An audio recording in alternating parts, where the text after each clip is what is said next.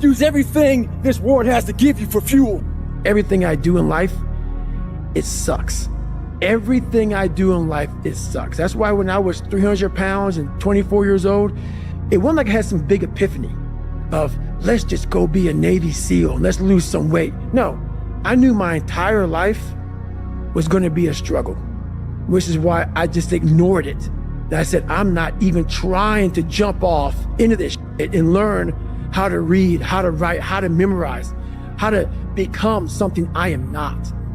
But through that process, something happened to me. And I realized this is why I feel sorry for no one. In this podcast, they're going to really not like me because people are going to think that I am maybe lying or maybe fibbing or exaggerating. No, I was the lowest form on earth, no talent, no ability to learn. And I literally know what it is to be rock bottom and to build that up. So that question about learning, it's a pain in my ass. And I don't have to do it. Just think about it. I'm 49 years old and I'm a multi-millionaire. I don't have to do anything. So all I thought about when I was growing up is, man, I can't wait to one day get to the point where I no longer have to do this stuff. But what happens, as I got older, it became a way of living. So how I do every day is how I do every day. It's a discipline, it's a regimen, it was a choice I made.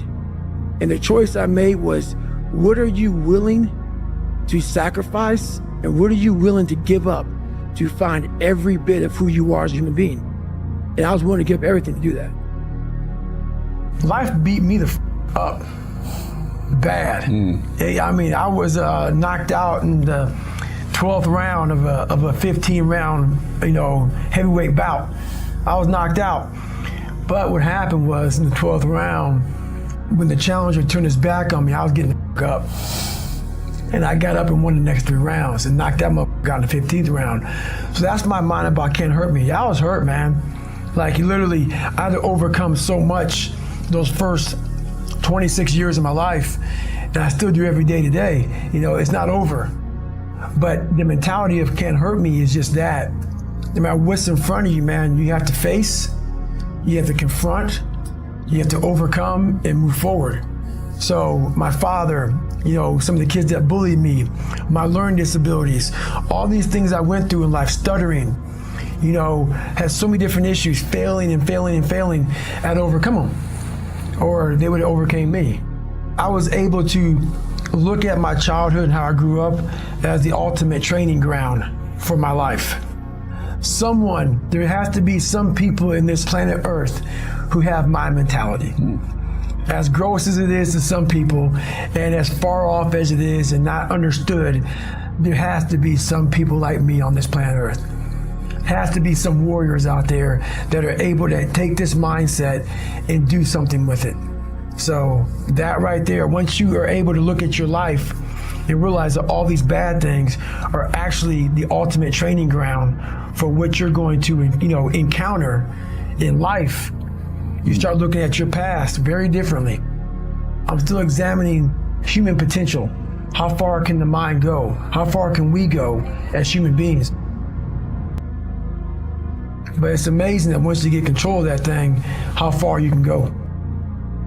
Well, and we're in a culture that is driving everybody towards this idea that happiness is purchased through luxury, comfort, and ease. And we want it very fast. If you don't see results in the first 2 days or the first week, I'm done. That's the mentality of most people. The struggle is too real. We're not patient. In a world where you can Google the best restaurants around me right now, no one is patient.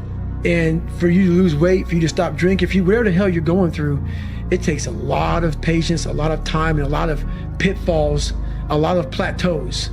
You're gonna hit so many fucking plateaus. If you don't know how to get around that plateau, it's not gonna happen fast. Mm-hmm. Yeah, everybody wants the hack. Yeah, everybody wants the hack. There is no hack, man.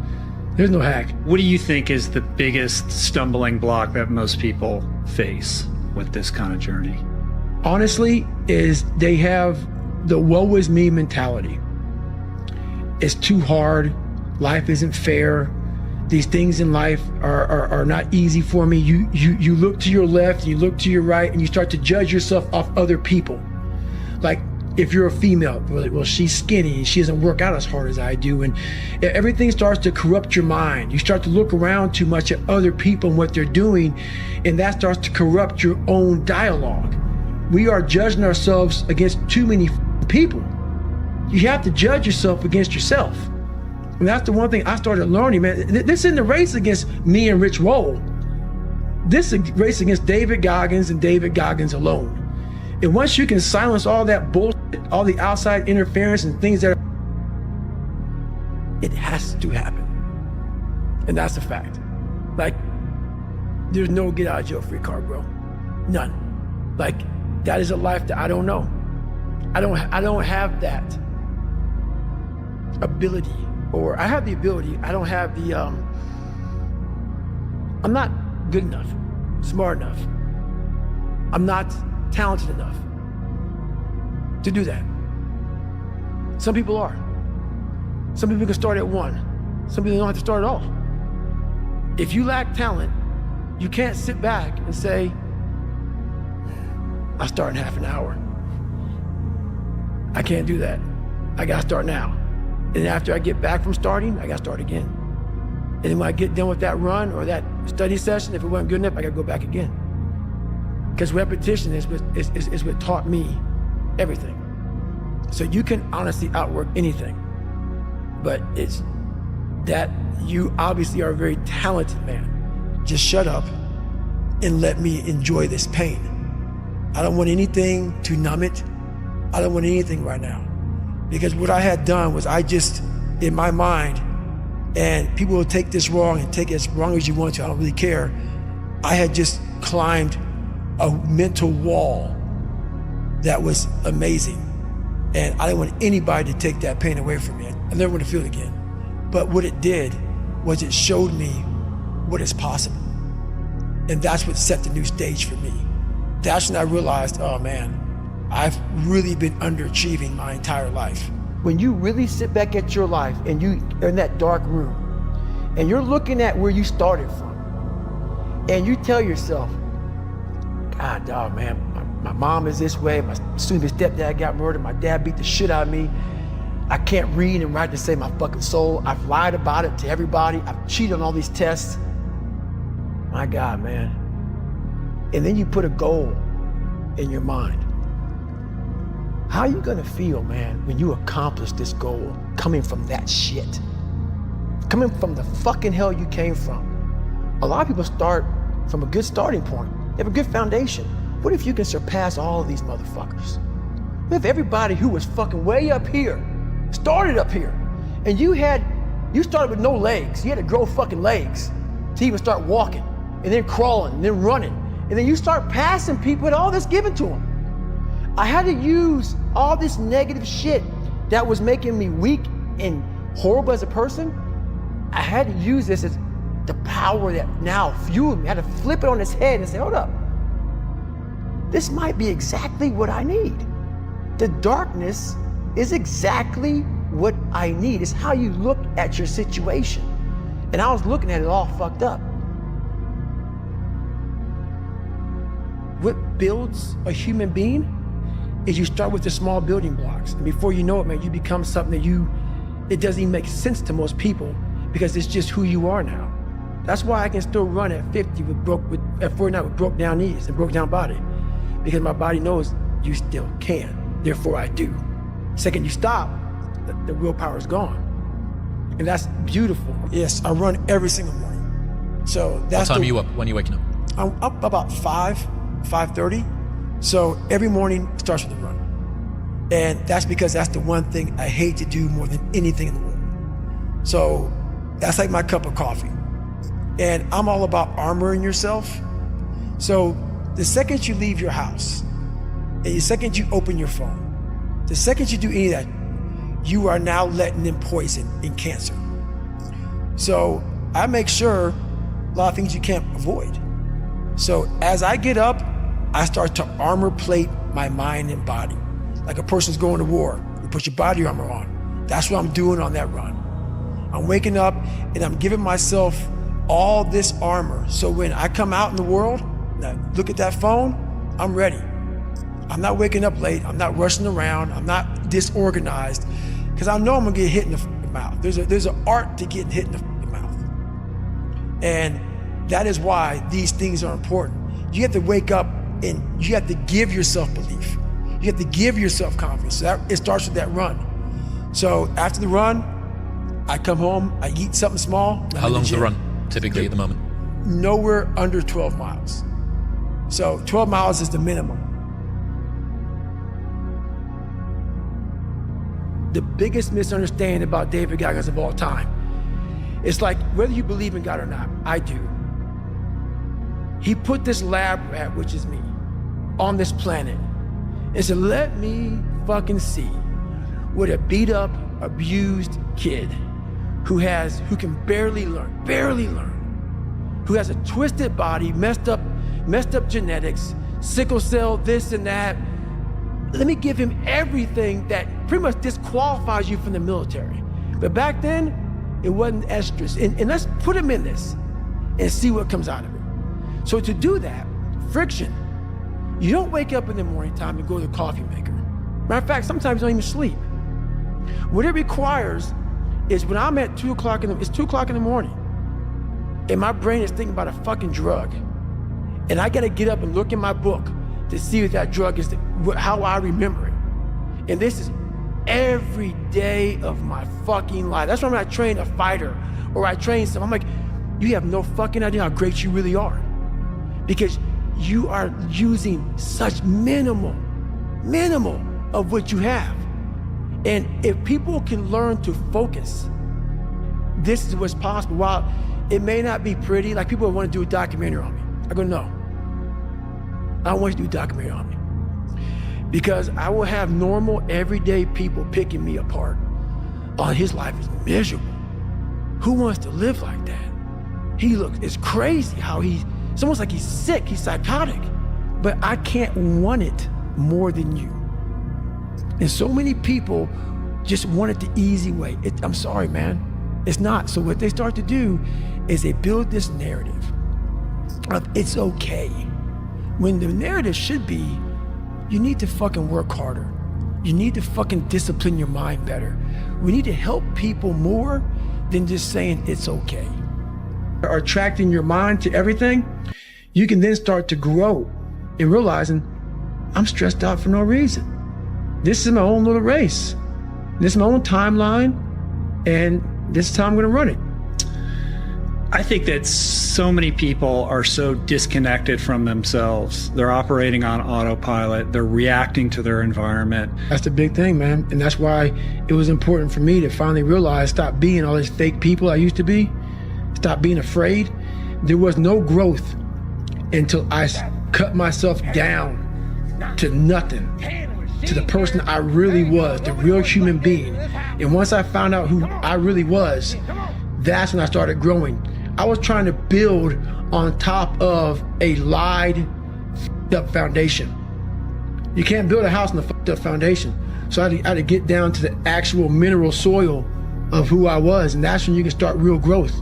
And what is the role that suffering plays in that, or the willingness to suffer? It starts to peel all those layers away, all those artificial layers away. If you're willing to suffer and go back in the grind, that internal dialogue you have with yourself when you're in misery and you're uncomfortable, it's a real, scary, unfiltered, no lying dialogue between you and yourself. And people know exactly what the fuck I'm talking about when you're in a bad spot in life and your mind is saying all kind of shit. That's who you really are. That's the real you. No Rocky Balboa moments going on up there. You're like, hey, you know, it's around 14. Let's come on, we got this. No, it's like this. I'm out of here, man. It's crazy. That's where the growth happens. When you're able to stay in that moment and talk yourself back into the suck of wherever you're going through, and you start stripping those layers away. But as you're stripping those layers away, you're building calluses over top of shit in your mind. That's where the growth starts to happen, is when you have to force yourself to stay in it. You can't leave it. for me running. I run every day, fucking hate it. But every step I take, I'm like, all right, motherfucker, you're beating the demon again. People think that my knees are bad from a lot of running, and they're wrong. I wasn't born healthy. I wasn't born with some great body alignment, some great, I have sickle cell, I have all kind of shit. I have all kind of health issues, all kind of, I'm fucked up. So I had a choice to make. And the choice was, growing up, okay, this hurts, that hurts. We can just sit down and do nothing. Or we can see how far we can push the human body. So on that journey, as I started getting more and more into my mind, I started realizing that what I'm capable of doing, my mind got stronger. So the pain in my knees, while it sucked, I've been doing it for so long. It was like, it became my new norm. Like, okay, my knees hurt, fuck it. Stop, and I call it like, stop feeling sorry for yourself, but you sometimes have to ignore your feelings. People love to lie.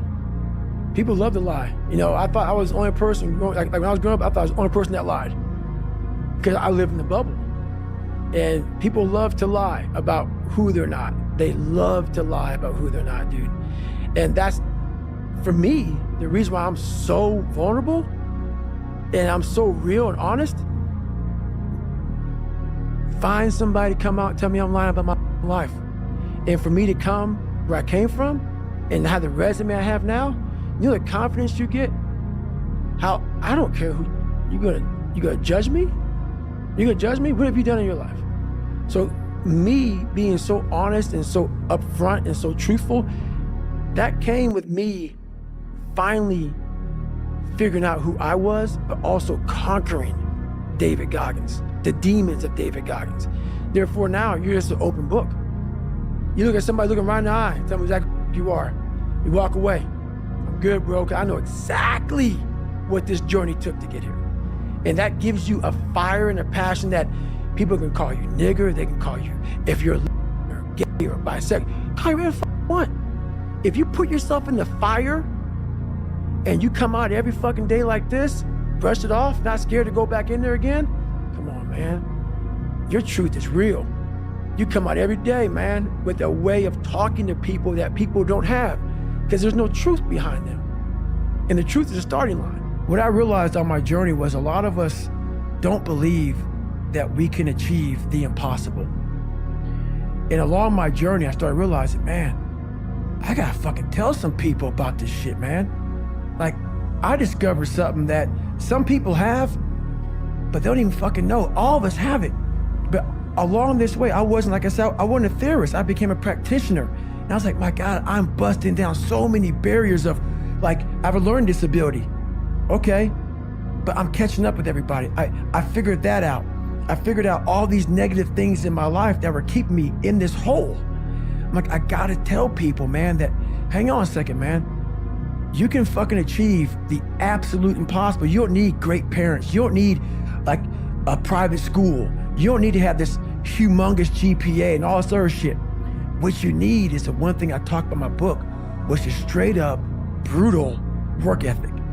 You have to be willing to outwork everybody in the world.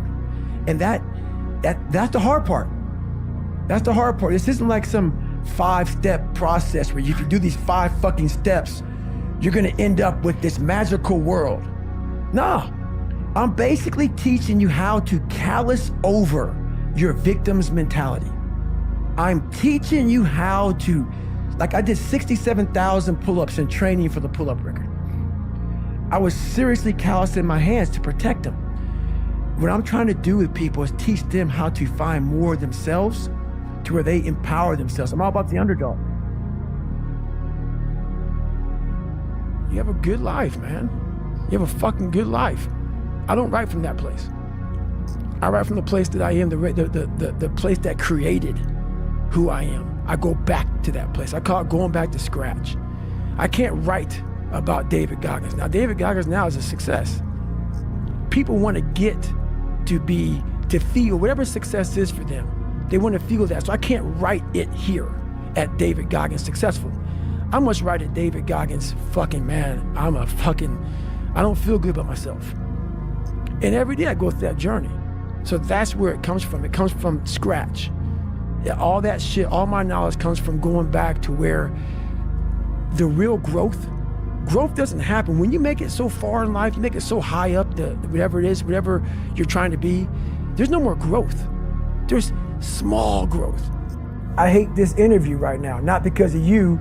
I'm uncomfortable. I'm uncomfortable because for several years growing up, I stuttered. So I'm nervous around people.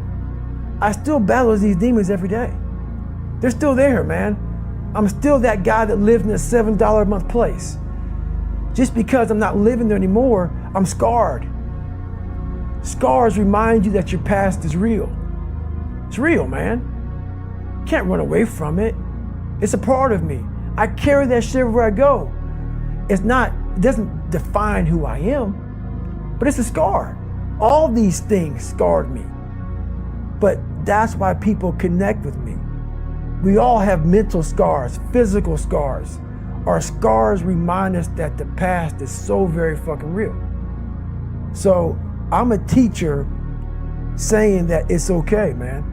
The scars are real, but you can still be a bad motherfucker. You can still be a very, very dangerous motherfucker.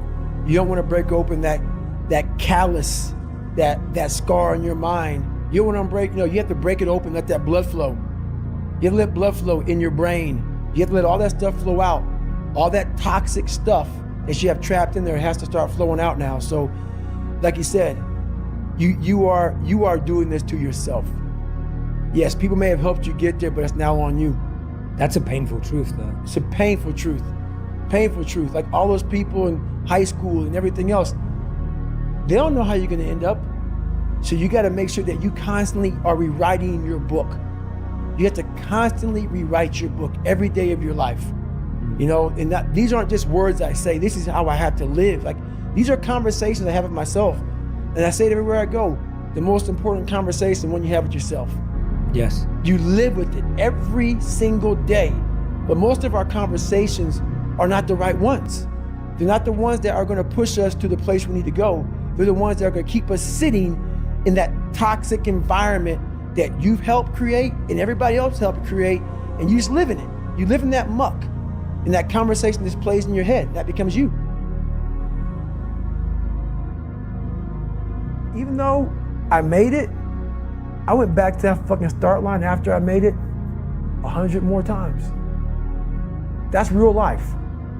Real life is you get to the start line, you think you see the finish line, and something happens, man. Life happens, and you go right back to the fucking start line again. You say, fuck. And sometimes you get pushed way back in that start line. The only carrot you have is like, maybe. Because whenever I take these tests that are real hard, in the back of my brain, it's like, the good chance you're not gonna make it, Goggins. This ain't you, bro. This ain't you. You weren't born like this. This ain't you, the real you, bro. Study all you want to, but the second that computer comes on with 150 questions, this ain't you, man. And somehow, it comes back, I passed. Passed again. But that real me back here every time is saying, that ain't you, bro. That ain't you. And I have to outwork that voice. When I'm taking that test and I get to a question, I don't fucking know the answer, I'm like, man, and then say, I told you, man, that ain't you. You're 300 pounds, man. You sit at home, you figure out how to do your hair. That's what you do, how to come to school with the reverse baldness when you're 16. That's you. What you have to do is shut off technology. You have to go dark. And what I mean by that is you have to be quiet in your mind. Get away from people. We love being around people. We love talking. We love parties. We love all that. It's okay to be alone. It's also okay to be unhappy. It's okay to be unhappy sometimes, man. It's okay to say, you know what, man, I'm up. So you gotta go to the truth first. Who are you? You get really accountable and say, okay, who am I? What's the truth about me? Get to that dark place in your mind. Figure out, it may take months, it may take years. Figure out your purpose. Figure out what you want to be in life. And then from there, okay, I have my purpose. It may take a long time. No one knows their purpose because it's too loud. Find your purpose. From there, all right, you gotta start planning. People love the planning phase because it's very comfortable. And then from the planning phase, you gotta go to execution. So the execution phase, what we all hate, because that's where the real work begins, and that's when the failure happens, and the failure. So, but that's kind of how you have to do it, because every day is a battle. Every day is a battle because your mind wants to choose the path of least resistance. Every day. But you don't become better by ever doing that. You become normal, and I don't want to be normal. So it may not be a life for everybody, but I find a lot of peace in not being normal in my life. Am I happy? I don't know. Never really thought about it. Don't really care about it. Because all I really cared about was when I looked in that fucking mirror, I saw a piece of shit. Happiness wasn't on the mirror at 16, or around 300 pounds. It wasn't like, oh, I'm looking for happiness. No, I'm looking at myself in the mirror and say, all right, motherfucker, you did it again today. You a bad boy. Because that shit sucks. I have about a couple minutes of that when I got the carrot. The second I lay down and go to bed, the carrot's gone because I'm waking up all through the night to check the work I did that day. Did I get this drug right? Did I get this right? Did I get that right? What did I do? Oh my God, fuck, I'm already losing it. And the greatness is right in you. And that's why, once again, I'll say this a million times here, I do not feel sorry for you. I will not sugarcoat what I'm going to say to you, because all of you know what I'm saying is the truth. Everybody knows it's the truth. This is what it looks like, and you know it too. You know it too. This is what, if you ain't got nothing, I hate to tell you, what it looks like is ugly. It's not a documentary. It's not an HBO special. You ain't gonna watch it, but hey man, you guys gotta watch this. No, it's like, oh God, this looks like a train wreck. It's like a nightmare. This looks like this guy got, no. That's what it looks like. Hard work looks horrible. It's not motivating. It's not motivating at all. It ain't like Rocky round 14 where he gets knocked down and goes like this to Apollo Creed. It looks like a man being stuck in a fucking dungeon and there's no fucking way out. But you had the fucking key. But you refuse to use it. And that's nothing motivating about that. So yes, no documentary on David Goggins. It's all bullshit. Just do. You're living. How do you want to live? How do you want to die? How do you want to fucking be remembered? That's it. That's it. Period. Because a lot of people will, and some of these motivational people out here, it's the funniest thing in the world to me. They'll go and say, when you wake up in the morning, pound your chest. You know, fucking look at yourself in the mirror and do all this fucking bullshit. I hope it works. What works for me is that everyday resume.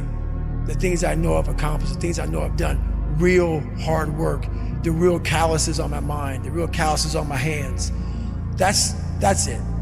You don't need to pound your chest in the mirror fuck anymore if you have that.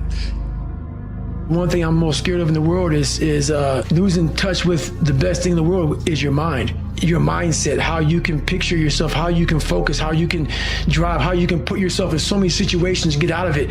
Because those headphones we listen to, those phones that we Google to find information, there's so many situations in my life where that's not gonna help me. It's not gonna help me because I know what's helped me. None of that stuff's ever helped me.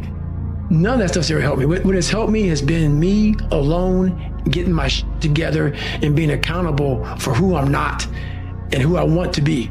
It's the only thing that's helped me. I was a scared, uneducated kid who stuttered, and I had to look at myself in the mirror and hold myself accountable for who I wasn't and who I wanted to be. Nothing was coming back to save me, so I realized I had to save myself. You gain knowledge through suffering, and on the other end of suffering is a world that very few have ever seen. It's a beautiful world, because that's where you find yourself. What changed me was I had to be hard on myself, and I had to continue to grind myself into a fine dust. The only way I could find myself was through putting myself through the worst thing possible. Everything I need is in my mental lab. Everything, because I'm in constant study of myself. And I know what needs to be conquered, because I'm constantly going through what I don't like, what I'm not comfortable with. I know, and only I can fix these problems because I have to face these problems. Well, I believe that you have to build belief. Belief is like, there's an after school special belief where the mom says, believe in yourself, and that's all great, but there's also a built belief. And the built belief is one where you are constantly, like for me, I came from a bad place. How I build belief is through the daunting tasks I put myself through. So that's proof positive that I can. So it correlates. And that's how this piece of shit kid I once thought I was built belief by saying, I was in 3 Hell Weeks. I went to Ranger School.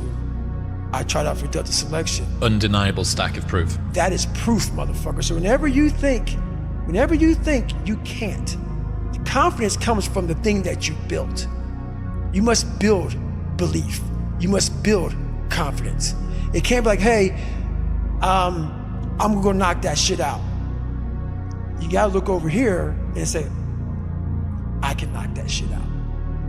It's belief, and it's built on what you put in to yourself. People talk about discipline and fucking determination and fucking, repetitions and all this shit. Consistency. Why people fall off the wagon so often is because their mind is full of shit. There's no room in that mind for discipline. There's no room for consistency. They may do it once or twice, but then the mind takes over and that cluttered fucking garage comes in, and then it's like a circuit breaker, man. A circuit breaker just overloads and fucking sparks. And our minds, that's our mind, man. It's like a fucking circuit breaker that has so much shit in it, you keep on loading it, you can't put any more into it. So I talk about it in there, man, so much about clearing space in your fucking mind so that you have room for all those discipline, waking up early, taking those, because they do mean something. But we don't get to that fucking dark matter that is keeping you from clearing out that mental garage.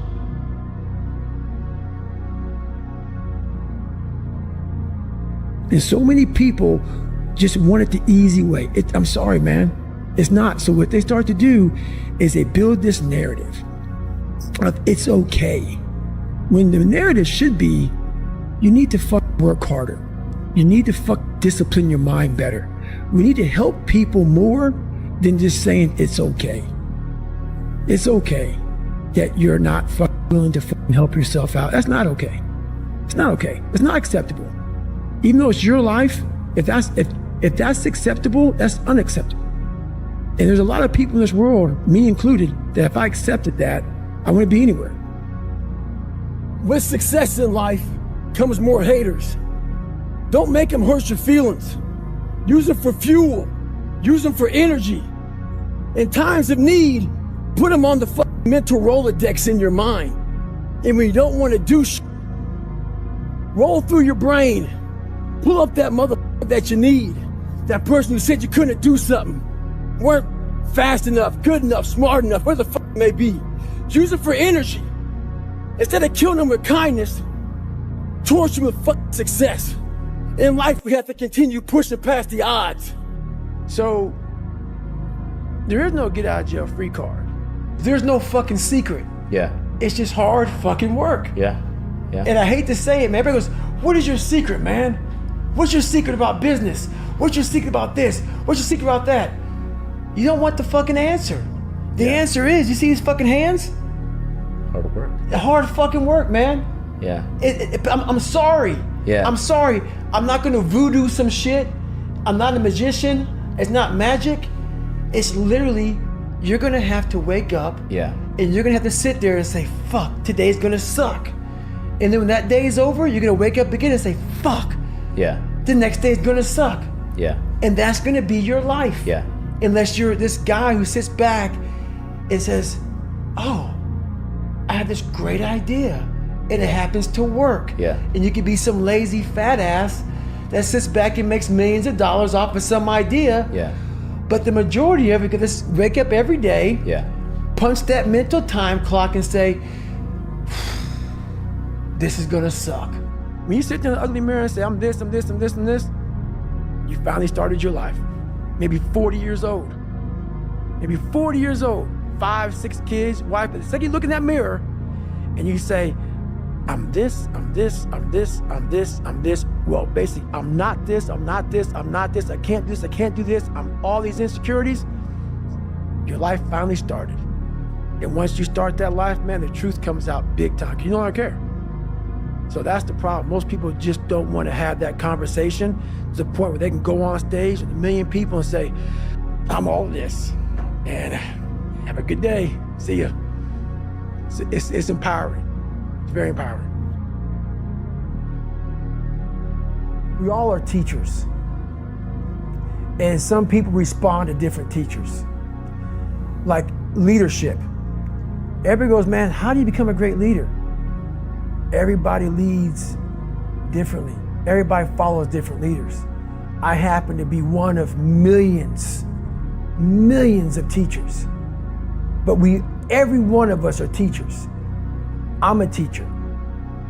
All I'm doing is I'm putting out the fucking damn, here's the information, man. This is what I know. Some people learn from David Goggins. Some people despise David Goggins. But I have people who are in my classroom. I'm just a teacher. Either you show up to fucking class or you don't. God happened to bless me and said, look, I'm gonna put you on earth. I'm not gonna teach you a lot. That's how you become a great teacher. You become a great teacher by being the student. And I was the student in a class of one. And I had a poopy pants blaming people mentality. But I learned, and once you learn by falling on your face, that's how you learn. You learn by trying to create a light bulb over and over and over again. And then you get knowledge. So now I'm a teacher. And some people say, wow, man, your story connects with me. So all I'm doing is not like I'm saying, oh, I want to come out here and have people fucking follow me and love me. All I'm doing is doing what God put me here, or whatever put me here to do. You're channeling some higher power. That's it. And so when you know you're trying to get somewhere, you know you suck, you know that you believe that you're a born loser, you are taking snapshots, man. Like, you know, you see something on your phone, like, oh man, I'm gonna take a fucking snapshot of that, or how you do the little picture shit so you can save it on your phone. I do that in my mind.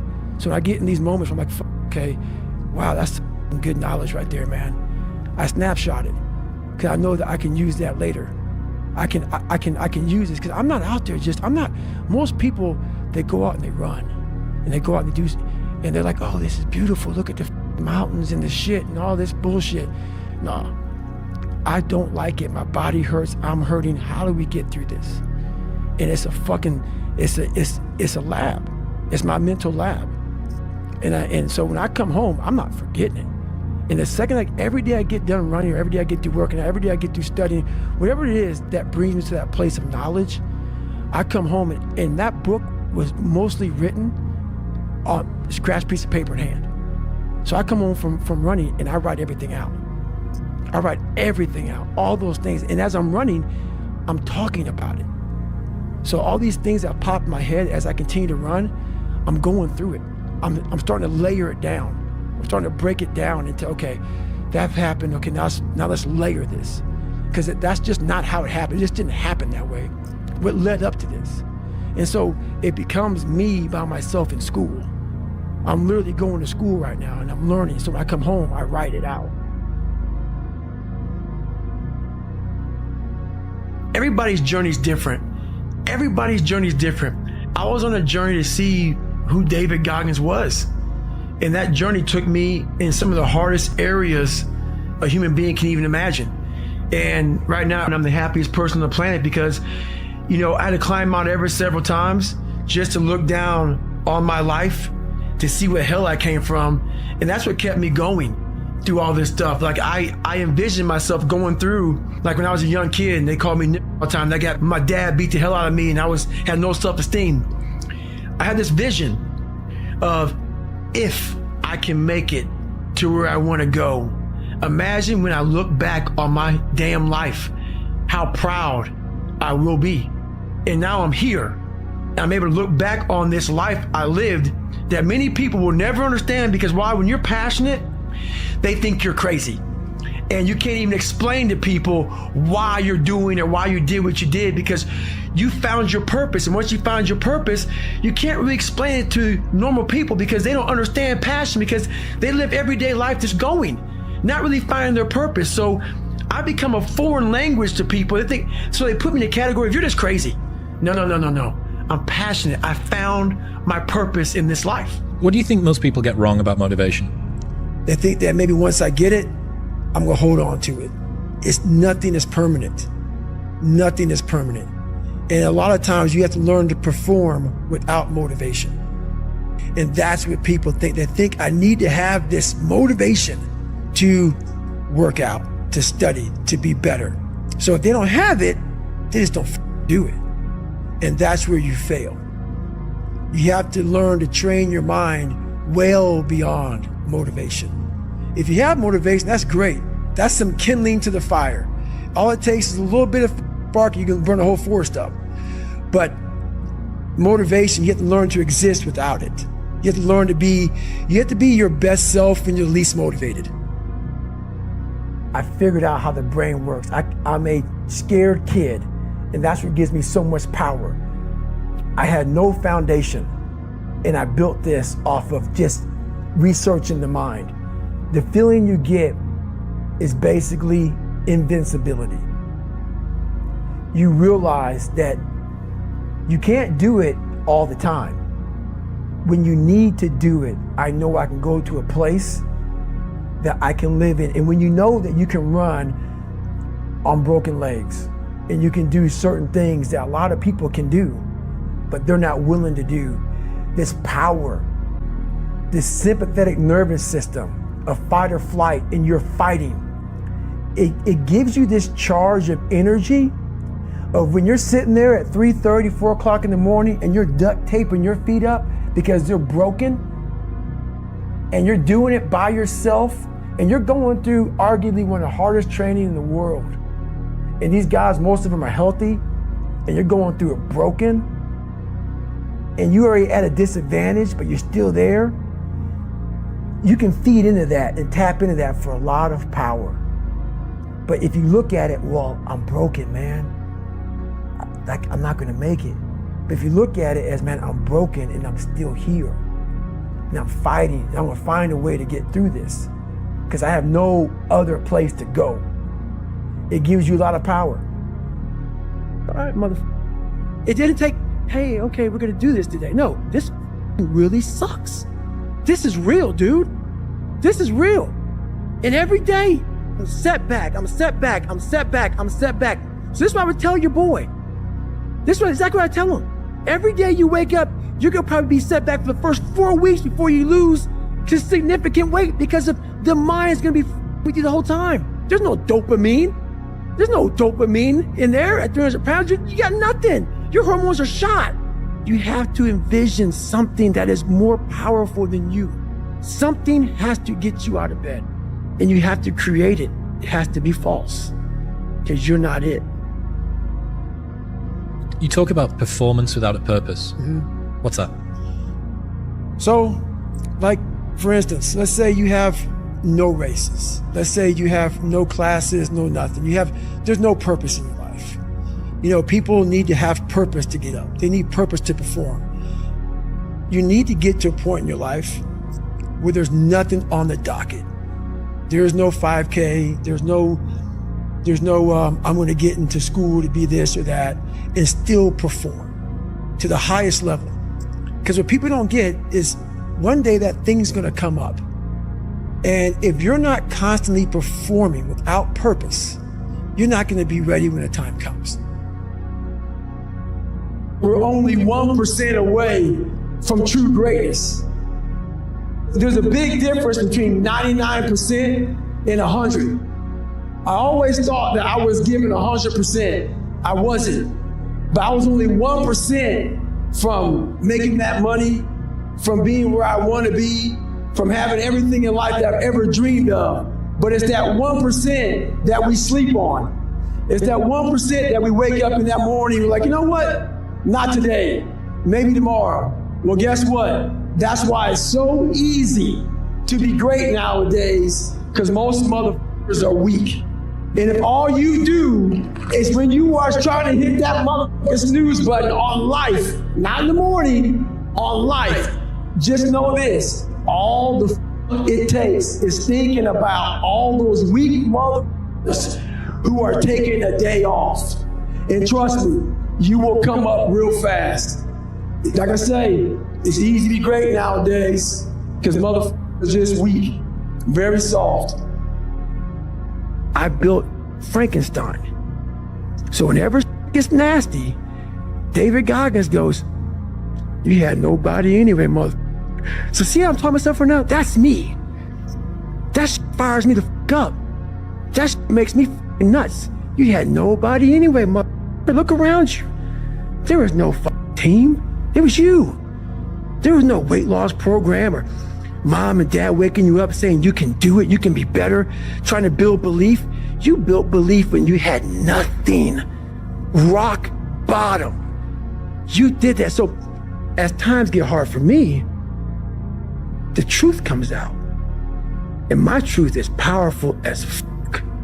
It's real. It's tangible. I feel it. It comes out of my brain as I speak about it. I'm reliving every single dark moment of my life to be here. So that is what people don't get. That is what motivates David Goggins, is the unseen work. But everybody needs that pat on the back. They need that training partner. They need that accountability coach. I don't need that shit, and neither do they. But it's what we've trained ourselves to believe that we need. This NFL football player comes up to me. He goes, Goggins, can I ask you a question? How do you keep that dog mentality? I said, let me ask you. And you do anyway. You chip another piece off that fucking rock. And every day you fucking eat the right foods. And every day you go to train. You train harder and harder and harder and harder. And you get up earlier. And all these things you do to start forming yourself. You're chipping another fucking piece of that rock up. Before you know it, you have this beautiful fucking piece of artwork that you built. But people don't, and then once you get there, you see it. And it becomes real. Like, oh my God, I fucking did this shit. And so like the fucking journey becomes so real then. But so many people aren't willing to fucking chip away at that stone that is them, to start chipping off those fucking rough edges. Whenever I fail at something, people always say, man, how do you handle failure, man? I fail a lot, dude. I fail all the fucking time. They go, how do you handle it? What I'm trying to do, and this isn't being arrogant, man, it's being real. Not many people are trying to do. So there's not many people who can even open their fucking mouth and criticize me when I do fail. Because I'm trying to do shit, man, that many people aren't trying to do. But I don't look at failure as failure. I look at failure as your first, second, third, fourth, fifth attempt. I look at them as attempts. I don't look at anything as failure. Because when you're willing to try to do something, not trying is failure. That's not some after school special shit. But when you're able to go out there, there is no failure. It's attempts. Because when you're trying to do something that's bigger than you, whatever you are, whoever you are, if you're paralyzed, trying to walk one step and you didn't fail, motherfucker. That was your first attempt. If that's your biggest thing, that's how your mindset needs to go into everything. So I don't look at it as failure is a big word, like that gets people down and shit. We give so much power to words. I don't. I take the power right away. I didn't fail shit. Most people fail those 1 seconds. And then that 1 second leads to 20 years, 30 years, 40 years of fuck. I have people who have been through training with me, Ranger School, SEAL training, Air Force training, and I get calls from them today, and they have great lives. And all they talk about is how they failed in that one moment. And they can't even enjoy their life now because they're now warm. They're now warm. There's no more suffering. There's no more suffering for me either. And we're in the same boat now. But you're suffering, so we're not suffering, but you're thinking about what you could have been. I am exactly what I should have been. And that's where people start to lose it. Because now I realize that in that 1 second. I go through all that. I know how it's gonna feel because I failed so many times before. failure is the ultimate thing, man. I failed so many times before, and that's why I don't look at failure anymore as failure. I look at it as my first, second, and third attempt. So that's what that's all about, man. Why am I so unique? I'm being exactly what the fuck I was supposed to be. I ain't follow shit. And when I did follow shit, I was like everybody else. The second I said, okay, man, hang on, dude. You don't like this, you don't like this, you don't like this. Who are you, David Goggins? Who are you supposed to be? Miraculously, all these things just, I couldn't even, the list of shit I had to do just wham. It's like, fuck, okay. Wow. Once you sit down with yourself and say, okay, I don't want to be like Michael Jordan or Jim Brown. They both were on my birthday, so I looked at their birthdays, like, oh, maybe I can be one of these. I can't. I'm going to be David fucking Goggins. And that looks like this. It just came, everything flooded. So every single day of my life, there's a different thing that comes up that I have to do. But no one knows what to do because everybody else is following steps. So every time I'm in a bad situation, like, you know, I study it. And that's the only reason I do half the shit I do, is I'm studying this shit, because I know that I never thought I was gonna be writing books and trying to help people get better. But I was always trying to do it because I knew I sucked. And so when you know you're trying to get somewhere, you know you suck, you know that you believe that you're a born loser, you are taking snapshots, man. Like, you know, you see something on your phone, like, oh man, I'm gonna take a fucking snapshot of that, or I'm gonna have you do the little picture shit so you can save it on your phone. I do that in my mind.